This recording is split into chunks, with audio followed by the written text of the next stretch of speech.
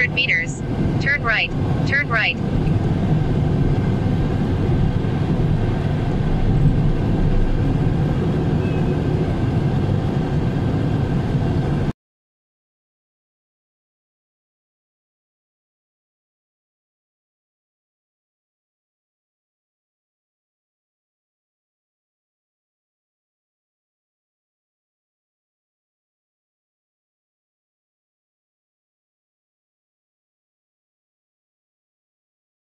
Kami ngayon sa Subic Freeport. Ayan. So, ito na yung, ano din, first stop, first go, first stop, first go. Ano ba yun? 5 seconds. Ito daw si Gino. Nagbibilang ng 1, 2, 3, 4, 5. Yung nasa gilid natin kanina. Uy, mataw oh. Uy, mataw. Pwede ba yun? Ba't kami bawal? Yung nasa gilid natin kanina. Tinitignan tayo kung kailan tayo gagalaw. Grabe. Baka siguro, parang tanga tong nasa vlog. Kanina pa bilang ng 1, 2, 3, 4, 5 per bawat intersection. Kasi maraming camera daw dito. Ah, ganun. So, nauna na siya mga. Hintayin natin 1, 2, 3, 4, 5. Control. Bet talaga dito. Eto na tayo sa Subic Freeport. Parang ayoko na lang lumabas. 15 seconds. Kaya siguro umabot ng ano eh. 1. Nasaan na siya? Pagkatapos daw ng tulay. Nasa yung tulay. Nandito na ngayon tayo sa Subic, SBMG. Sabi daw kakanan. Ano yung tawag, anong rule nila, mahal? Ano yung rule nila para may share din natin? Experience natin dito. First out? First pass, parang 5 seconds stop. Bago ka ulit sumunod. Nangyari yan, sakyan First yan. stop. Oo. First. Pag tumakbo na yan, hintay magbilang ka at least 5 seconds daw. At least 5 seconds. 1, 2, 3, 4, 5. Ano ba yun? Kasi may sa yun, huli yun. Pakikita na lang natin 4, mamaya 5. dun saan. Basta sila. Dami daw CCTV dito eh. Kaya kailangan magbilang ka ng 5 seconds. Babait ka talaga dito eh. Balik ka na sa elevator. Kulang na lang ABC. Siguro bago ka makapunta sa isang sa isang location dito, abot ka ng 30 minutes. Pero maganda yung ruling nila dito ha. First out? First out. Dito na ba? Hindi. Ito na ba yacht? Subic Yacht Club? Subic Bay Yacht Club. So dito na, lagpas lang doon ng siya kanina tumawid. Kanina. Ayan. Ay, parang sabay. So yung mga pupunta at first time pumunta sa Subic, alam nyo na this. First out 5 seconds. So, kunyari may nauna sa inyo sa harapan, bawat intersection. So, bawat intersection, tapos may nauna sa inyo, kailangan mag-stop ka muna. Bibilang ka ng 5 seconds bago ikaw naman ang mag-pull gear. Ganun, parang tumakbo. Yan. Pero yun, sa intersection. Oo, dito sa tulay.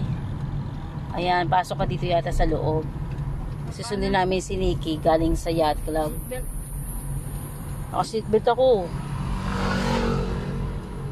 So, ito na yun. So, ko lang kayo. Kasi, kahit third time na ako pumunta rito, ngayon ko lang na-experience yung first stop, 5 seconds. Nasaan si Nikki? Mapupuntahan sa ano? Sa loob? Sabihin mo, nandito na tayo. Ala, Saan ba siya? lokong batang yun ah. Baka nasa loob pa. So, ayan, titawagan ko muna yung anak ko. Stop ko muna.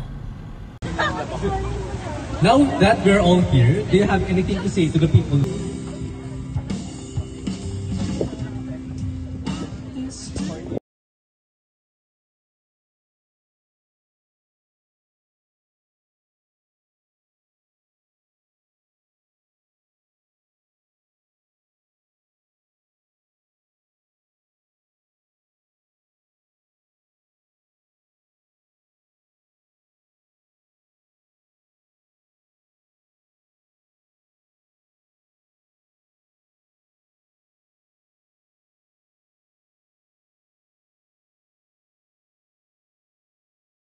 So, ito na, sinusunod na namin si Nikki. Galing sa cruise.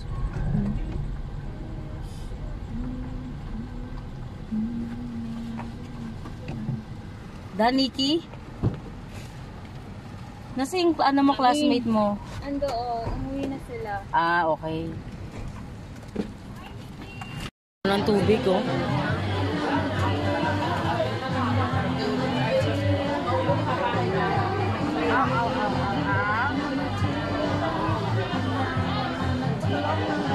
Sobrang linaw ng tubig sa maligo.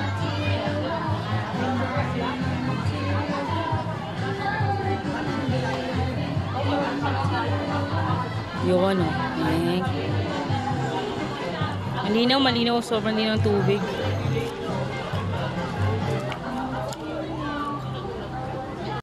Hindi masyadong taasan kasi pag bumagsak, sisira. Baka di pa makarating yung Bulacan yan, sira na. So, ibig sabihin pag umuwi tayo, dada tayo ng, tatanungin na ba kung saan tayo gagaling. Magbabayad ka na 30. Hindi, magaan yung dito sa likod.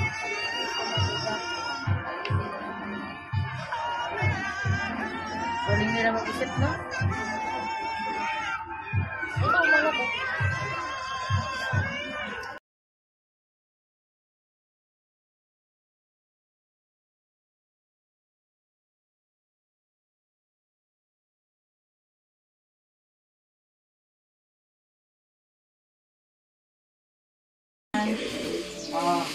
Nasa yung ano? Tsaka, Ilagay mo dito sa... nasa yung pizza. Dami Ayaw mo niya? Dami po lang. Hawaiian. Pizza. Greenwich yan. Green overload. Uy, sarap naman yan. Hawaiian.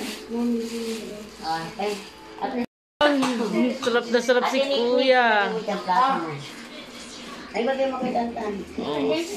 Happy birthday! Ubus kayo na. Oh, bakit may maliliit ka na ko sa para sa kape? Asa yung Jollibee? Mamila mo ng kape mo, Tan. Ah, mabuti naman. Hindi mo naman pala yung Tantan, ma. Galawin mo yun. Dali, guys, ang galing. Pag galawin mo yung buntot. Wishing tool. Ay, di na mahulog, oh. Oh, ha? Oh, ha? Magic, di ba? Oh, ha? Oh, ha? Oh, ha? Never yan. Hindi nakadikit. Wala siguro zero. Galawin mo nga, yo. Galawin mo nga, yo. Oh. Oh, hindi siya nahuhulog.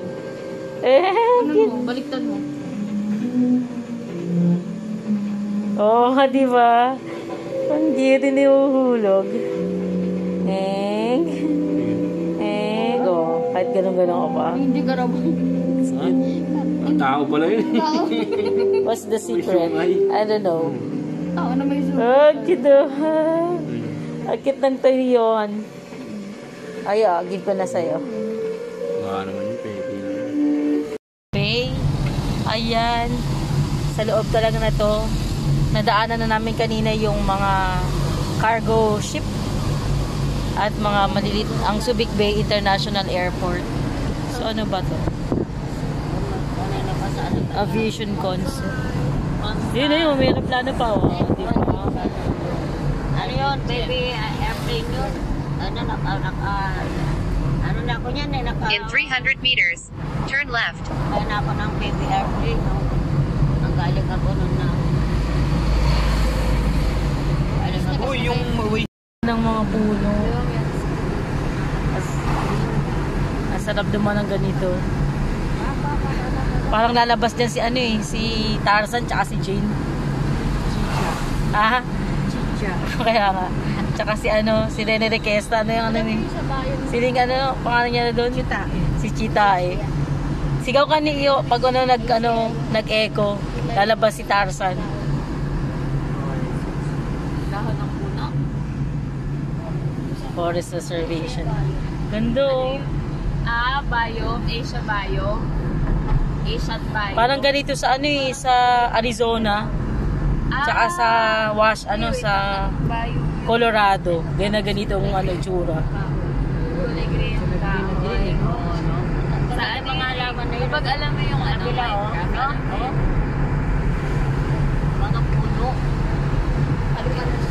Philippine Red Cross mo, nandito to. Dahil na rito, sa riba ng dito. Bumalik doon. Trap mo yung ito. Trap mo yung ito. Kumari may lumapit uli. Ha? Walang aircon dito, masarap magtayo ng ano dito ma, ng Dapat dito. bahay kubo. Bangko.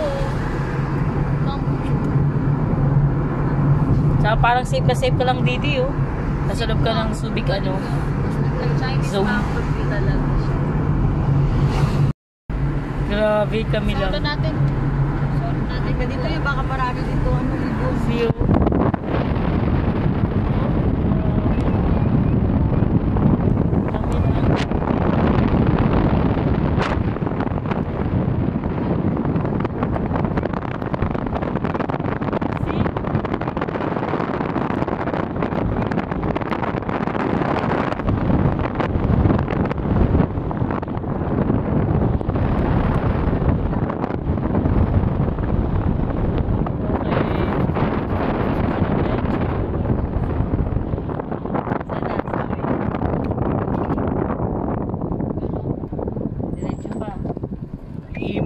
Ina ako eh. Ano mo, Gino, bawal yata umihi dito. Gubat na to eh. Kamal mo yan, pati pag-iiba naman, bawal pa. May 5 seconds pa rin. Oo, tayo.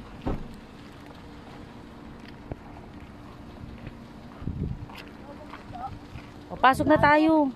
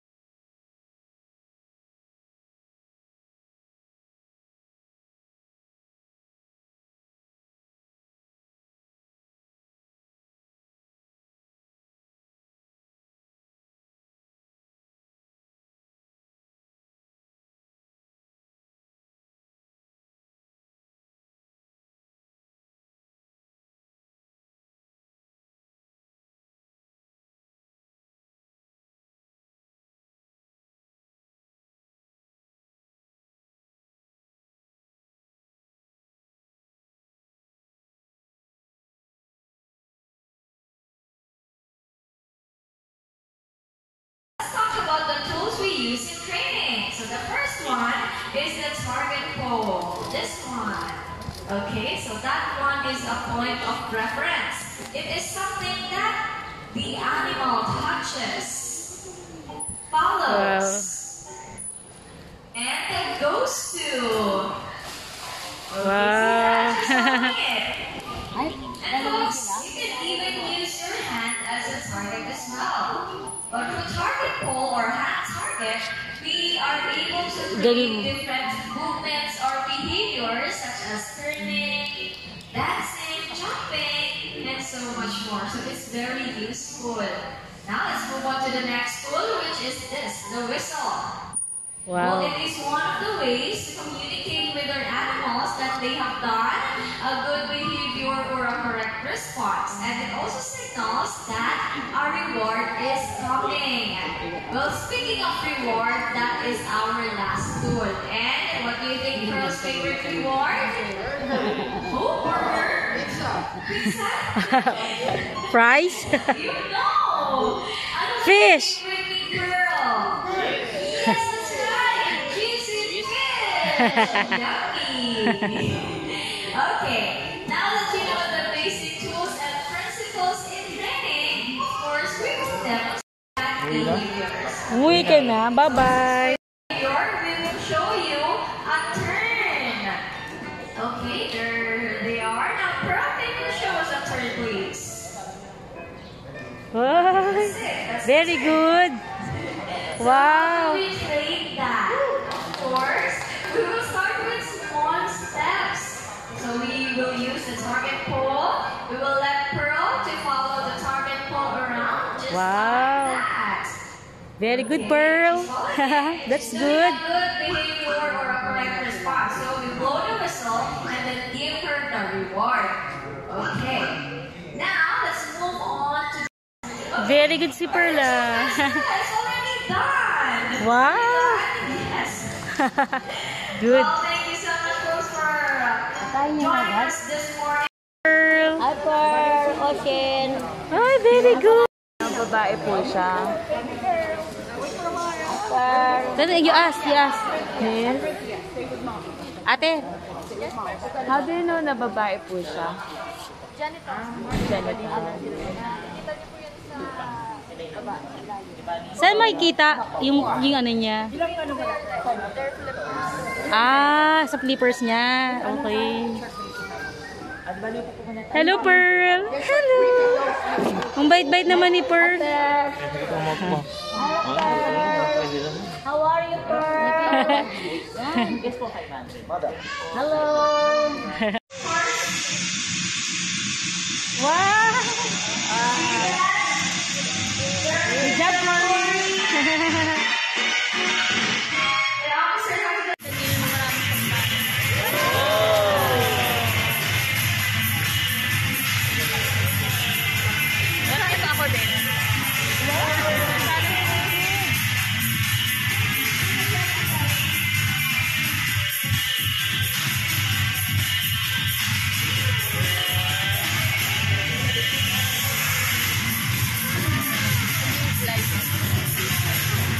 Anong babasa yan ah? Wow! Nabasa si Mama.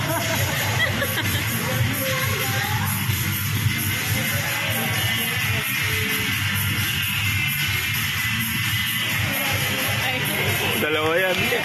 Dalawa yan, lahat yan.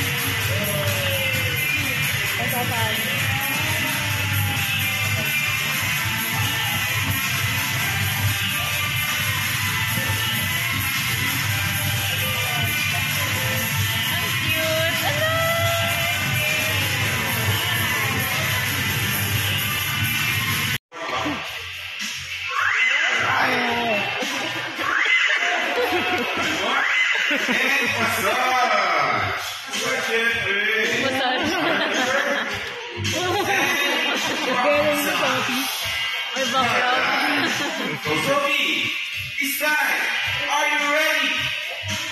Yes, ready na siya. So, yeah, guys, it's your turn to warm up. Oh, yes, sir. Okay, now, answer the seat. Just wait sila yun. Okay, paano ba yan? Okay, wala tayo. Ready? One more. Massage. Sumakay.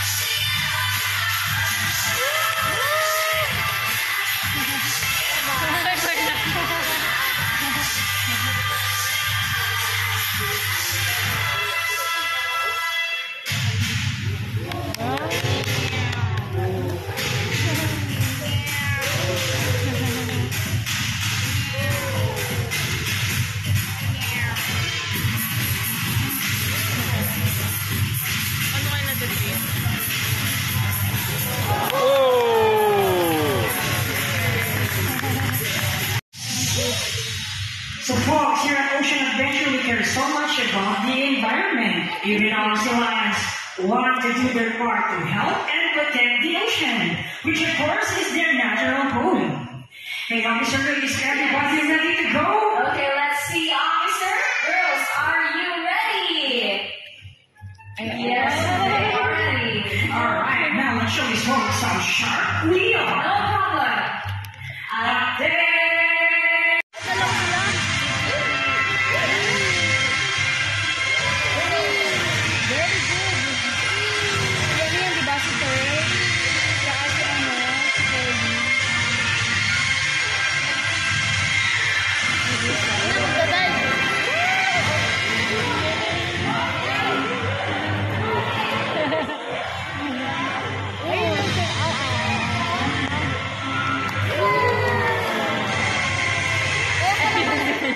Mayapo ka, ma. Kaya pa sila. Dapat malalim kasi mag-live sila.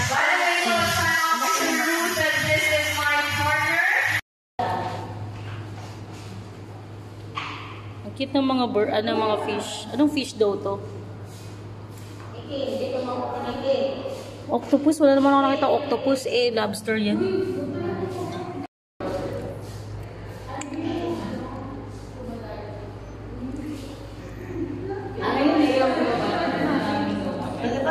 Si Marlin yan Marlin!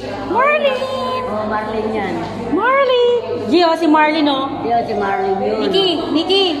Si Finding Nemo. Marlin. Si Marlin yan, yung kasama ni Nemo.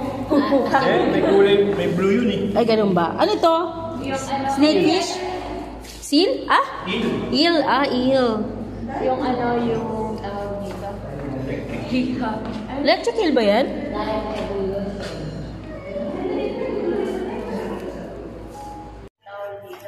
Electric eel. Electric eel ba yan?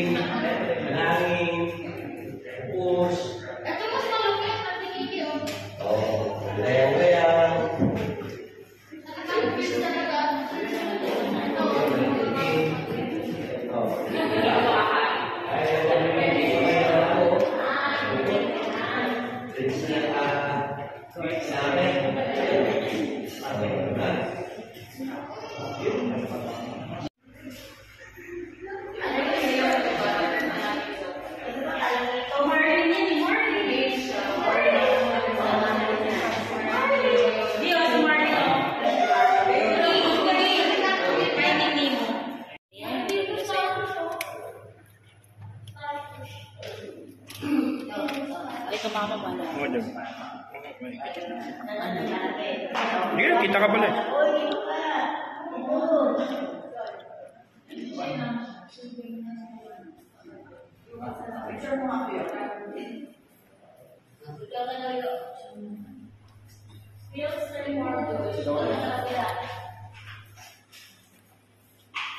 Cute ng mga bird, mga fish. Anong fish daw to? Octopus, wala naman ako nakita octopus, lobster yan. And then here has no eyelids. So their eyes are always open, but it's protected with a transparent scale called spectacle. And yet snakes do sleep even with their eyes open. And see this beautiful pattern on their skin? Helps him balance, it helps him perfectly blend into his environment, just like our tree branch here. Oh, it stays quite heavy.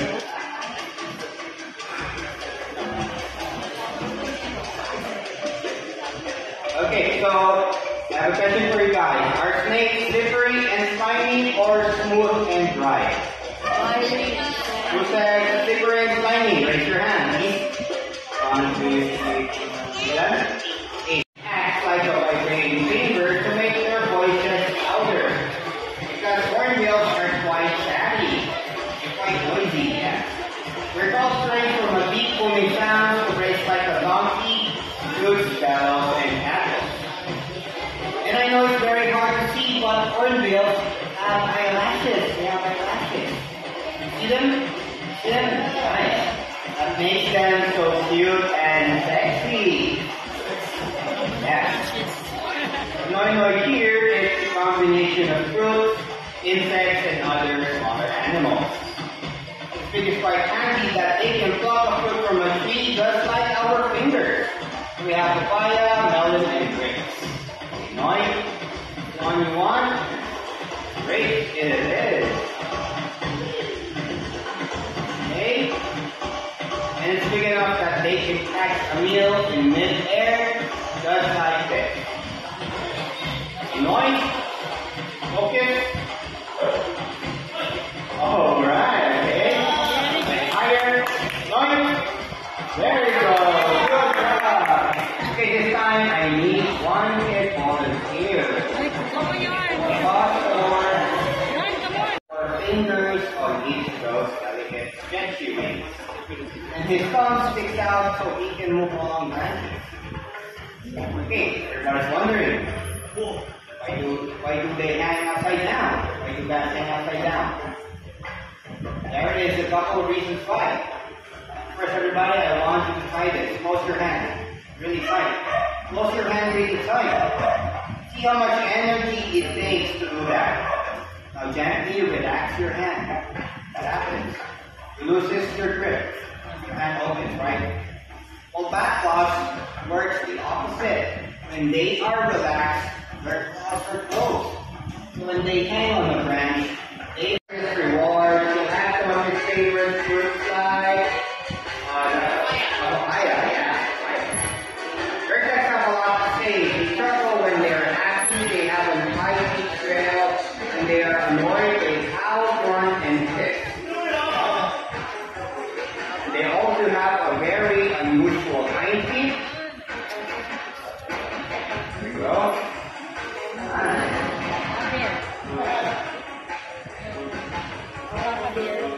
Now you turn to take photos. But their main specialty is their very sensitive sense of smell. Let's put that to the test. Say a little game here. So I have 3 bamboo cups right here, and I'm going to put a tree under one of these bamboo cups. So Larry's job is to stick it up, and he's going to tell us that it's found the tree. Not yet. By flipping the cup over just like that. Not yet, Larry. Okay, just like that, okay? Like this, okay, let's try it. Finger out.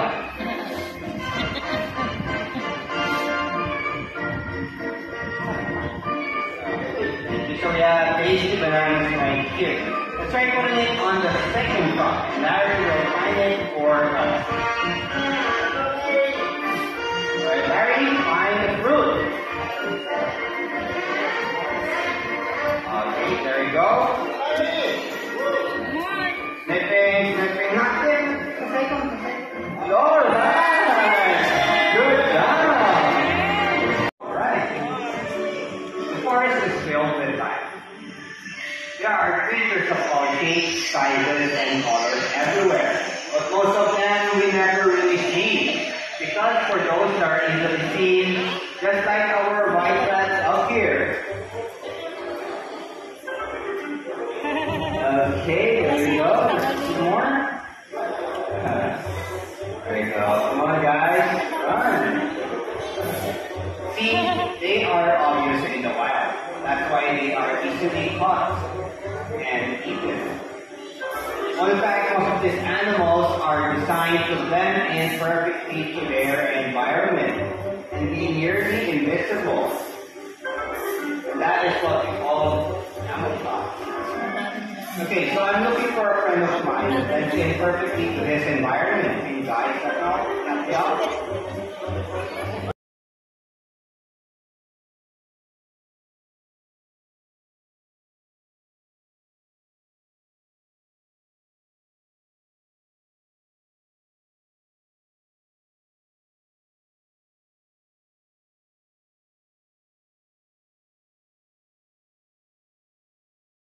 Dito na tayo sa dolphin show.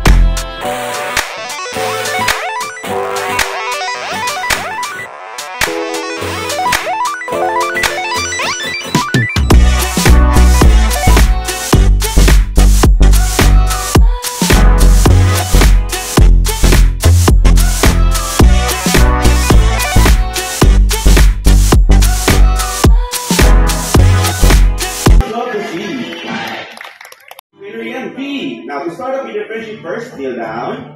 Right, closer to the edge. Ilapit ka konti. Then offer your hands. Dalawang kamay. Kagaya na kay Trainer Ian. Up. Offer your hands up. Tapos i-front mo lang siya. Yan. Tapos grab mo yung kanyang pin. Sige. Ayan. Then grab it and look at the camera. Alright. Now here's a Alright, how about a round of applause for Sam and Valentina? Now, working with these amazing animals is both an honor and a privilege. And making new friends is always fun. That's why we invited the lucky guests down to meet one of them. Alright! Another round of applause for Sentinels of the Sea. To show us. Alright, Enzo. Show them what you got.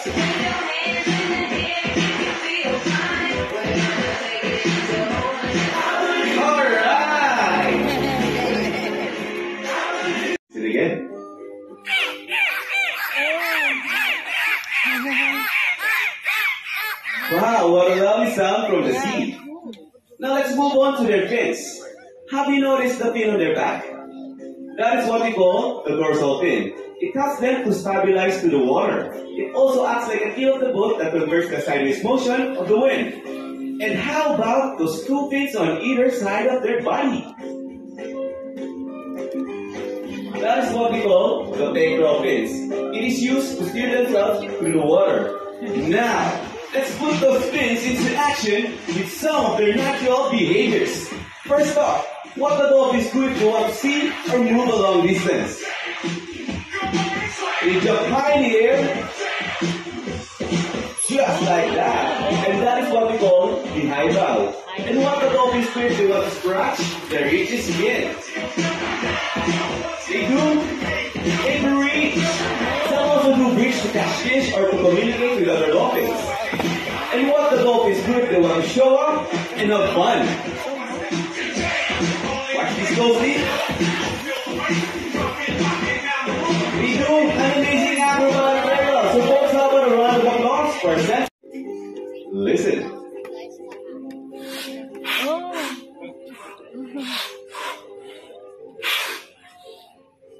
They use their blow. Guys, I'm sure they love that. Alright. Whales, dugongs, and dolphins are not fish. Are they? Stop mo ba sila? Mama. No. They are warm-blooded every...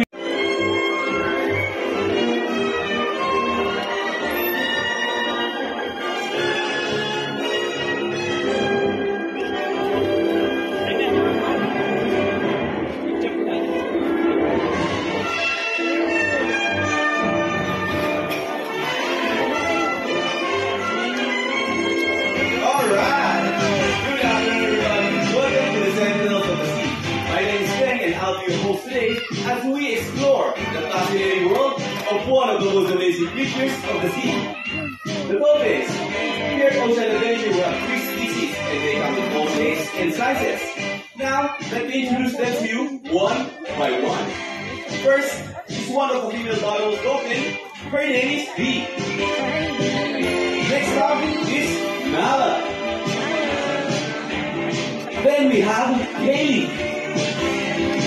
And last but not the least, our only little bottlenose dolphin, Enzo.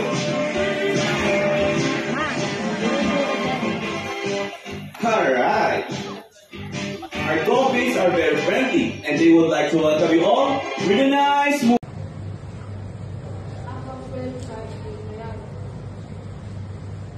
Dati kasi nangunguha yung mga sharks. Nangunguha yung mga tao ng mga sharks. Anong tawag dito kapag isang day?